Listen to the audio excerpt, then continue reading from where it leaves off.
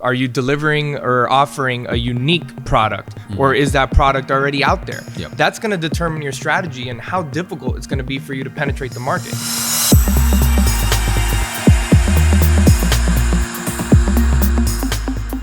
Hello everybody, welcome to Surge. This week we will talk about marketing for startups. Now when we say startups, in our world there are maybe three types of startups.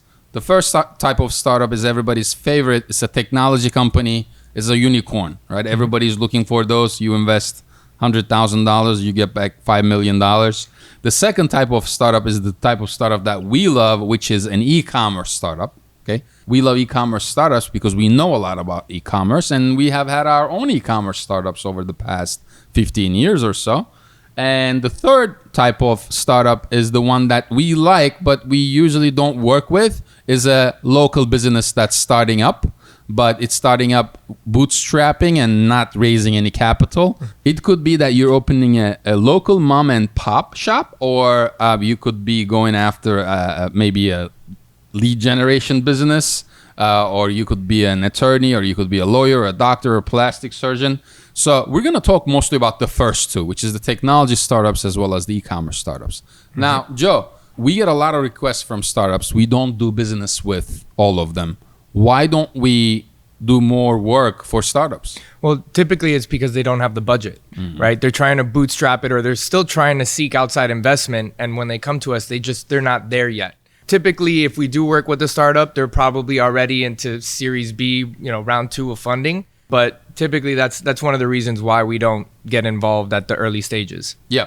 So what we've done more is it's hard for us to build a strategy for a technology startup because most of the time, again, like Joe said, they don't really have the budget and they don't really have the means to hire a company like Optimum 7 to do consulting or to actually execute a specific strategy. But what we have done before, we've done consulting before, we've actually shown them the right path into building strategies before, but we work with a few startups, and those startups tend to be e-commerce startups.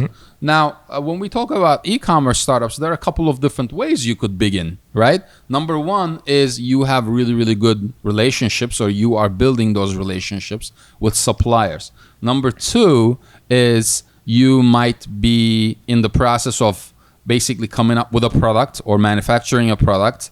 With the coronavirus right now, good luck if you're manufacturing anything in China and anywhere in the world, actually, because all the raw materials come from China. And then the third type is somebody who has been doing this on the side, and now they started, or they wanted to start getting serious about actually doing e-commerce. And I think I'll add a fourth part here, which is tied to number 3, is if you find the right type of suppliers where you could actually have a dropship agreement or a dropship relationship, which is extremely tough.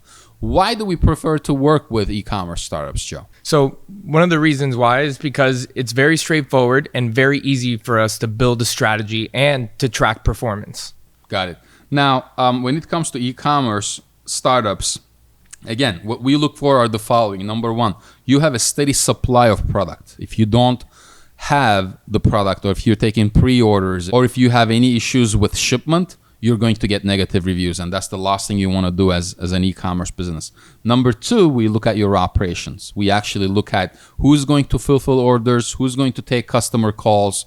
We see if you are scalable or not, because if we go ahead and execute a strategy and we get you a ton of orders, we want to make sure that not only from an inventory standpoint you have the means, but how many orders can you actually ship from your warehouse? Or if you're working with a third-party logistics system or company, how many orders can they actually ship on a daily basis?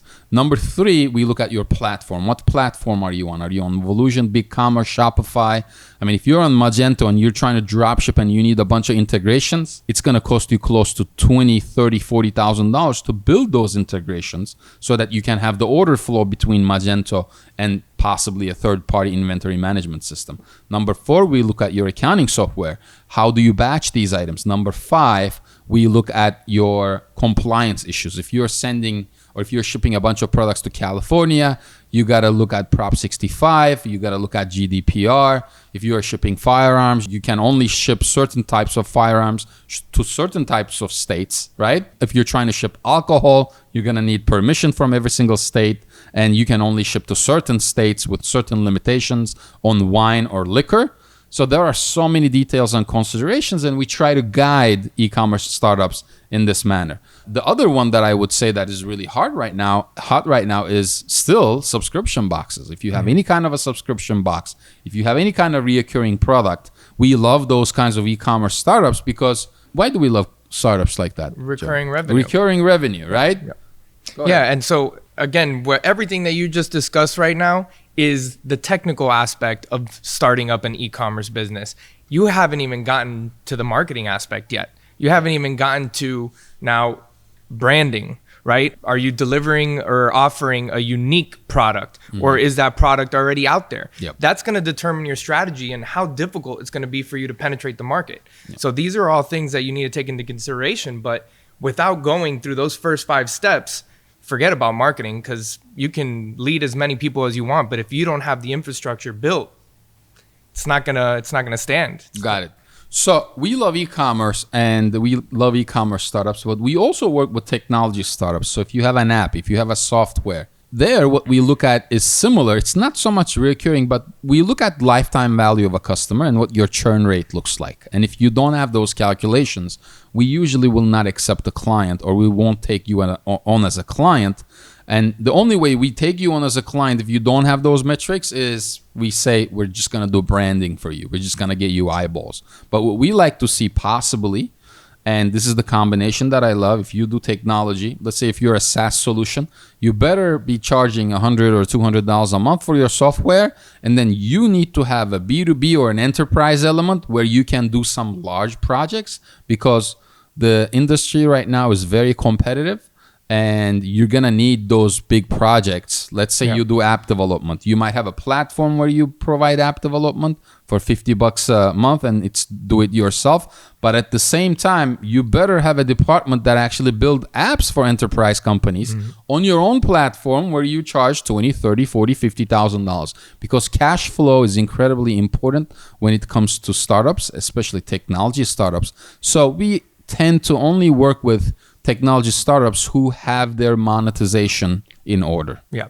And then another extremely important aspect of that is your customer service and onboarding and your academy, right? I mean, if you're going to be expecting users to pay for this on a monthly basis, the startup, and they get in and all of a sudden they see an interface and they don't exactly know how to use it, you're going to lose that customer. You need to make sure that the onboarding runs smoothly, that you have an academy built where they can answer any frequently asked question that's out there, but at the same time, customer support, phone support, live chat, these are all the crucial elements to maintain that lifetime value. Yep. So if you don't have these things, for example, one solution we love is Intercom.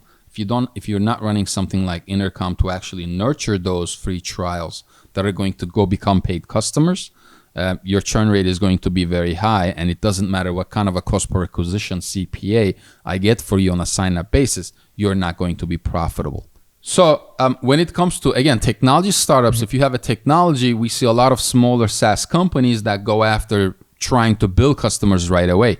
Nobody knows you. Average user needs 26 brand touch points to do business with you. So if you just go ahead and say, hey, it's $99 a month, pay me and use my system, nobody's going to use. You better have a free trial. You better even have like a free version that you have like a bunch of people sign up, they love their software, and you switch to a paid method.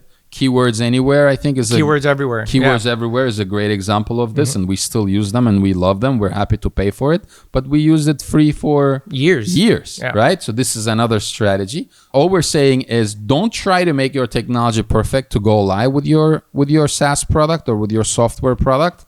And another thing that we do a lot of is product hunt. You better get your solution on product hunt and get eyeballs. But the most important thing is get that monetization. Even if you don't have it today, get a plan going so that you know where the money is going to come from. That's what, as Optimum 7, we like to work with. If you have any questions, let us know. We'll talk to you next week.